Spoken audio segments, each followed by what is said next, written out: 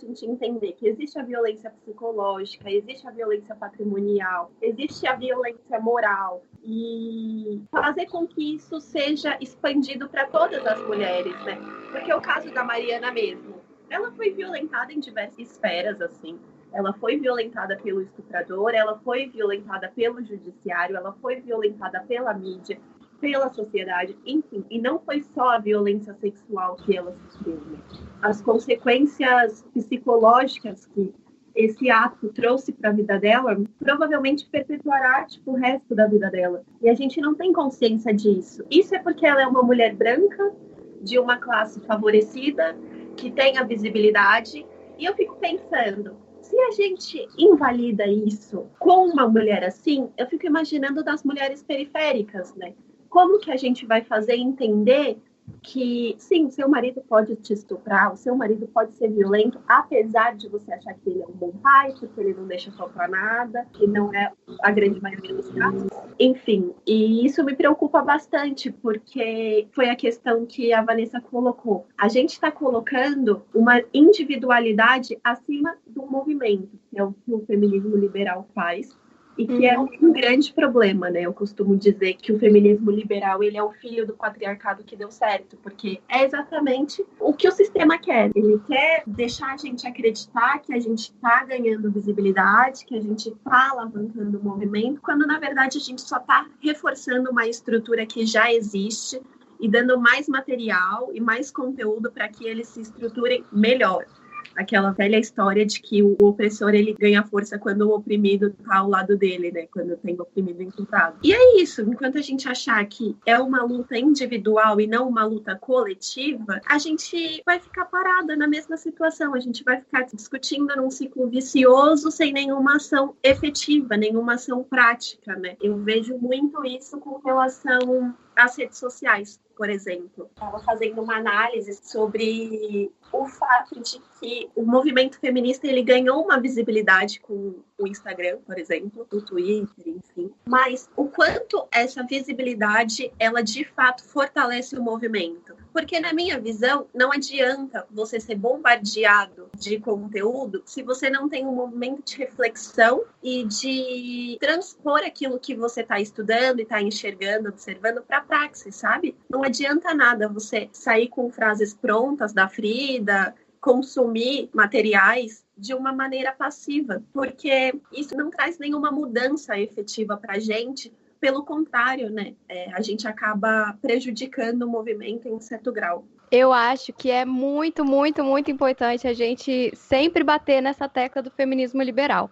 É uma coisa que eu falo sempre também, que, gente, feminismo não é estilo de vida. Eu queria tatuar essa frase. Feminismo não é estilo de vida. Feminismo é movimento político revolucionário de emancipação de mulheres, tá? Professor, soy Nairobi. Berlín no está en condiciones, así que a partir de ahora estoy al mando yo. Empieza el matriarcado.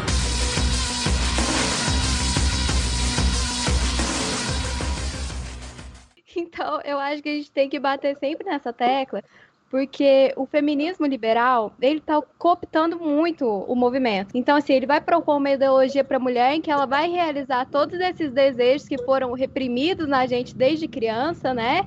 Que a gente tem que conter. Então, um sentido de desejo deturpado também, é claro, né? E vai fazer a mulher se sentir empoderada, um conceito deturpado também já pelo feminismo liberal. E aí a mulher vai ser dona do próprio corpo, né, etc, meu corpo, minhas regras. E ele não vai fazer nada mais do que inserir essa mulher mais ainda na lógica do capital, né, e da opressão do patriarcado. É o que a Nancy Fraser vai chamar até de neoliberalismo progressista, que é essa cooptação do neoliberalismo dos movimentos sociais. Então, aí a mulher vai poder ir para o mercado de trabalho, né? Ela vai quebrar o teto de vidro, vai ser a CEO, ter a sua própria empresa e etc. Enquanto ela está reforçando toda uma cadeia de exploração abaixo dela, né? E isso o sistema econômico vai ocultar totalmente, né? Então, falando a linguagem da Damares, gente, o capitalismo é ardiloso. Então, ele encontra essas brechinhas. O desenho Frozen, a princesa Aurora, ela vai voltar para acordar a Branca de Neve. O desenho Frozen eu assisti, ele é um desenho bonito. Eu até cantei muita música. Livre estou, livre estou. Por que ela termina sozinha no castelo de areia, de gelo? Porque ela é lésbica. Nada é por um acaso. Acredite, gente, eles estão armados, articulados. O cão é muito bem articulado. E nós estamos alienados. Aí agora a princesa do Frozen vai voltar para acordar a Bela Adormecida com um beijo gay. Isso aqui é muito grave. Sabe por quê, gente? Eu fui menina, eu sonhei em ser princesa. Eu sonhei com o meu príncipe encantado. A gente está abrindo uma brecha na cabecinha da menina de 3 anos para sonhar com princesa. Isso aqui é indução. Eu sonhei com um príncipe, eu sonhei que meu príncipe vinha de cavalo, com aquele cabelo loiro lindo assim no vento, de bota, cavalo branco. Meu marido chegou sem cavalo, sem bota e era careca. Mas eu sonhei com príncipe. Nós estamos abrindo uma opção para a menina sonhar com princesa. Vocês estão entendendo como isso aqui é sério? O capitalismo ele vai transformar essa coisa do feminismo em estilo de vida, vendendo esses ícones, que nem a Bárbara falou, né? É produtos, é objetos com nome feminista, é planner feminista, sei lá o que é feminista, ocultando, né, todo um processo de exploração. Então, assim, não tô falando que não é pra você comprar sua brusinha da Frida Kahlo, tá, gente? Eu também adoro. Assim, só acho que a gente tem que ficar muito atenta de quem que você tá comprando, quem que você tá financiando, quem que você tá explorando indiretamente. Eu acho que é impossível a gente ficar pensando nisso o tempo inteiro, com tudo que a gente consome, mas é uma coisa que a gente tem que se atentar sim, porque o movimento feminista, inclusive, é um movimento revolucionário que luta contra essa questão do consumismo. Então, a gente tem que ter muita atenção para não ficar uma coisa contraditória aí desse feminismo como estilo de vida. Exato, eu acho que a gente não pode cair na armadilha de achar que o feminismo é um movimento independente, porque ele não é. Não existe feminismo sem esbarrar na pauta anticapitalista. Não existe o feminismo sem esbarrar na pauta antirracista, anti-homofóbica, e tem todas essas vertentes, é o que você falou. Dá essa falsa ideia de empoderamento, eu acho engraçado esse termo até, de eu faço o que eu quiser com o meu corpo, o corpo é meu, eu sou livre. Mas quem que é livre? Quais são as mulheres que são livres? Quais são os corpos que são empoderados nessa lógica desse feminismo liberal? Não é a mulher preta, não é a mulher gorda, não é a sapatão caminhoneira, sabe? Então a gente precisa entender que o feminismo ele tem que abranger a todas. Não adianta o meu feminismo chegar na Universidade de Medicina de Mogi das Cruzes, onde há mulheres brancas e ricas. Eu preciso entender que eu preciso pensar também na doméstica, na dona de casa, na faxineira, em todas essas mulheres que são exploradas para que eu possa ter a liberdade que eu acho que eu tenho hoje e que não é discutido.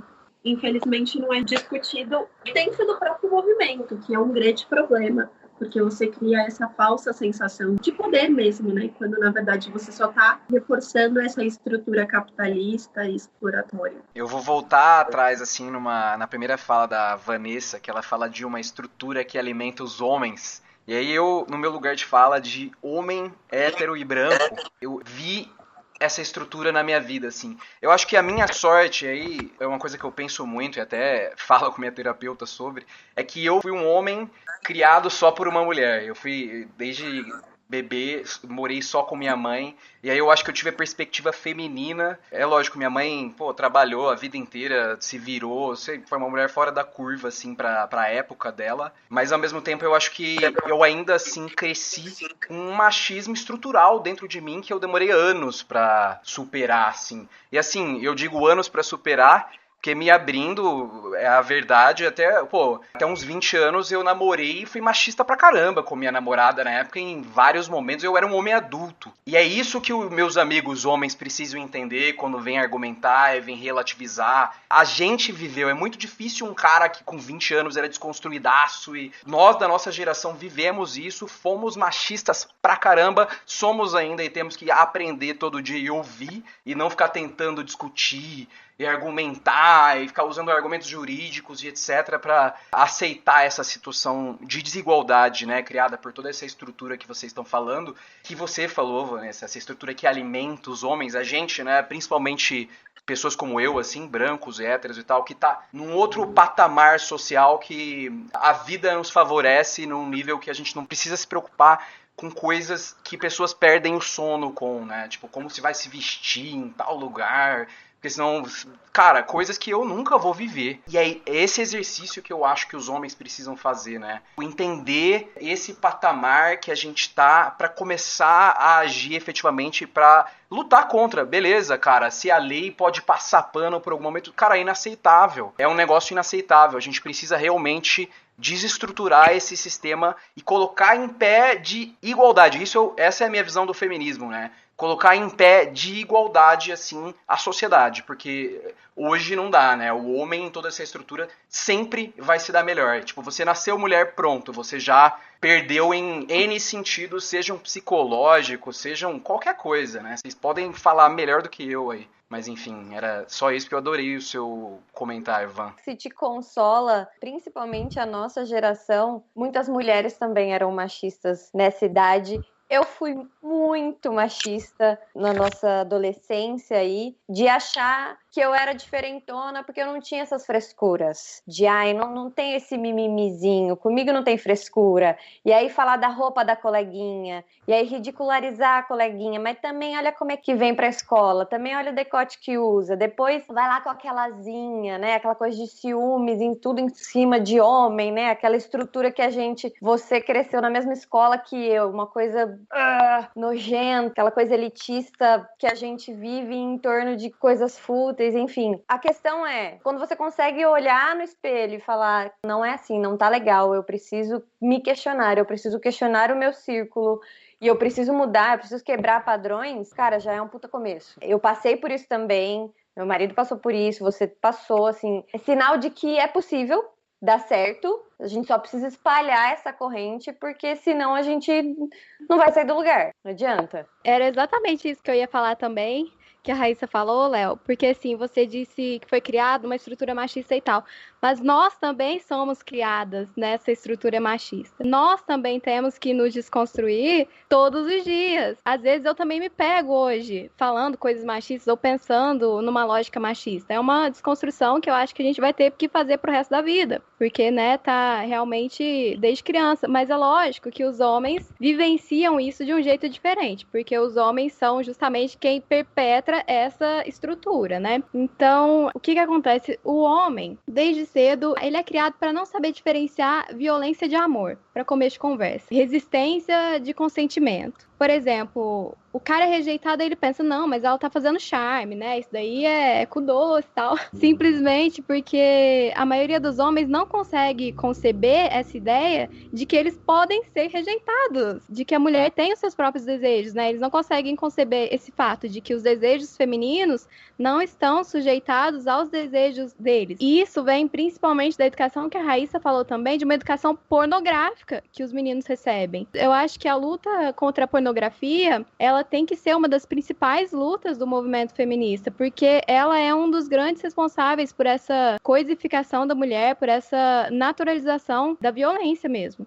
Bom, o homem criado desse modo, né, esse imaginário masculino, ele vai operar então nessas dualidades. Ou a mulher é santa, que aí o arquétipo preferido é o arquétipo da mãe, ou ela é um objeto sexual, que aí é o arquétipo da puta. Quem nunca ouviu aquela frase, até de pessoas da família, né, que é aquela história da dama na sala e puta na cama, né? Quando a parceira, então, ela não aceita esse papel de objeto sexual, o cérebro do homem, ele buga, né? Aí ele não entende mais nada. E aí, pra não aceitar que ele foi rejeitado, ele vai transferir essa questão pro ombro da mulher, né? E aí vai entrar as violências em jogo, né? Que muitas vezes é a violência psicológica mesmo, mas pode ser também a violência física, né? Violência sexual, violência moral, patrimonial, sendo que a violência psicológica, ela vai estar sempre presente, né? Se a gente for pensar, porque assim, uma mulher que foi agredida fisicamente, a gente tem que pensar que para chegar nesse ápice dela ter sido agredida fisicamente, já teve toda uma história rolando ali antes, todo um histórico de violência psicológica que ela passou até chegar nesse ponto.